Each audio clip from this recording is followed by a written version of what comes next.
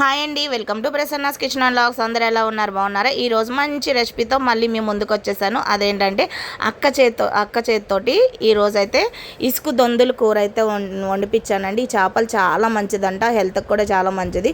ఇసుకు దొందులని దొరుకుతాయి, చాలా బాగుంది. కర్రీ అయితే మాత్రం చికెన్ కర్రీ లాగా ఉందండి. టేస్ట్ అయితే మాత్రం ఇగిరే వండుకోవాలి. ఈ చేపల కూర చాలా బాగుంటుంది. చిన్న చిన్నవి ఉన్నాయి, కొంచెం పెద్ద సైజు తెచ్చాం మీడియంలోని. ఇదైతే నేను అమలాపురం వెళ్ళానండి, నాకు పని ఉందని చెప్పి. మా అక్క వాళ్ళు వండేటప్పుడు వీడియో తీయండి అని చెప్తే తల్లి కూతురు ఇద్దరు కలిసి మా అక్క ఏమో వండుతుంది, మా అక్క కూతురేమో వీడియో తీసింది. ఇంటికి వచ్చినప్పటికీ కూర రెడీగా వండిపెట్టారండి, వేడివేడిగా అన్నము ఈ ఇసుకు దొందుల కూరతోటి.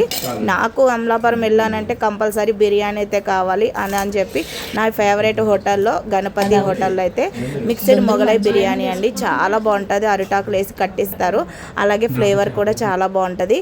నాకైతే ఈ బిర్యానీ మాత్రం మస్తు నచ్చిందండి. అందుకని మా పిల్లలు కూడా ఎప్పుడు వెళ్ళినా అమలాపురం వెళ్ళామంటే అమ్మ వాళ్ళ ఇంటికి ఫస్ట్ మిక్స్డ్ బిర్యానీ తెచ్చుకోవాలి అంటారు. మిక్స్డ్ మొగలై బిర్యానీ అండి. ఈ టేస్ట్ మాత్రం ఎప్పుడు అలా ఉంటుంది. ఫ్రై పీస్ బిర్యానీ ఉంటుంది, చాలా వెరైటీ ఉంటుంది. గణపతి స్పెషల్ బిర్యానీ మిక్స్డ్ మొగలై బిర్యానీ ఉంటుంది. అందులో మిక్స్డ్ అంటే ఏమేమి వేస్తారంటే చేపలు, రొయ్యలు, పీతలు అండ్ ఎగ్, చికెను, మటను ఇన్ని రకాలు వేసి బాస్మతి రైస్ తోటి చేస్తాడండి, చాలా బాగుంటుంది అన్నమాట. ఇంకా వెళ్ళి అమలాపురం వెళ్ళాం కదా, వెళ్ళినప్పుడు ఇంక కంపల్సరీ బిర్యానీ తీసుకోవాలని అయితే బిర్యానీ తీసుకుని అయితే వచ్చేసాము. దాంతోపాటు అక్క వండిన చేపలు దొందుల కూర, ఇసుకు దొందుల కూర అది కూడా పెట్టుకుని వేడివేడిగా అన్నంలో అయితే వేసుకుని తిన్నాము. వెడ్నెస్డే అన్నమాట ఇది వచ్చేసి వీడియో. నేను వెడ్నెస్డే ఒక్కరోజే తింటాను అండ్ అలాగే సండే తింటాను అనమాట. అందుకని చెప్పి ఇంకా అలాగే వెళ్ళిపోతాను కదా అని చెప్పి అక్కకి చేపలు తెచ్చి అయితే ఇచ్చేస్తే వాళ్ళు వండుకున్నారు. నేనైతే అమలాపురం పని నుండి బయటకైతే వెళ్ళాము.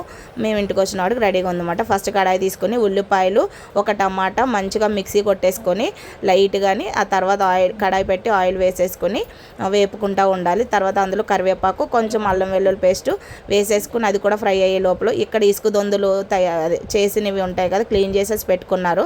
పసుపు, ఉప్పు, కారం వేసేసి అది కూడా కలుపుకొని అక్క అయితే పెట్టుకుంటుంది. అయితే అక్క నేను వాయిస్ ఇవ్వను అని అన్నది. సరే వాళ్ళు మాట్లాడి కొంచెం అక్కడక్కడ క్లిప్స్ అయితే ఉన్నాయి చూడండి. ఇలా ఇడిపోకుండా ఉప్పు కారం వేసినాక ఇలా కలుపుకోవాలి.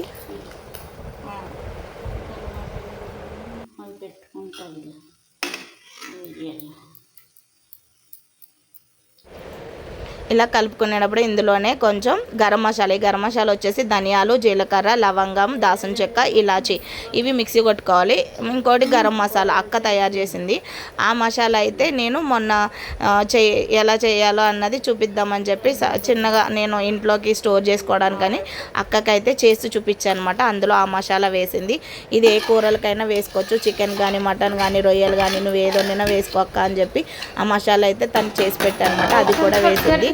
అక్క సపరేట్గా చేసుకుంది, బిర్యానీలో కానీ దేనికైనా వేసుకోవడానికి కానీ అక్క వేరేగా పెట్టుకుంది. అది కొంచెం వేసింది, వేసుకుని ఇలాగా కలిపేసుకోవాలి.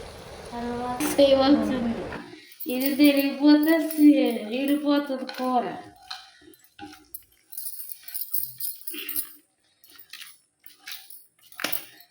మసాలా తెచ్చి పెట్టుకుంటాను. చూపించు.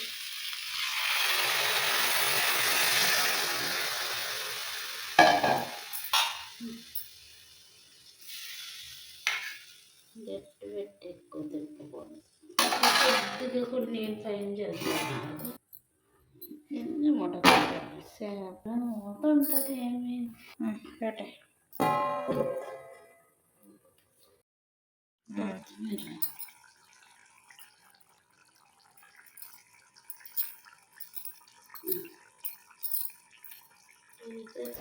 అలాగే వీడియో కనుక నచ్చినట్లయితే లైక్ చేయండి, షేర్ చేయండి, కామెంట్ చేయండి. మీకు ఎవరికైనా తెలిస్తే కామెంట్ చేయండి.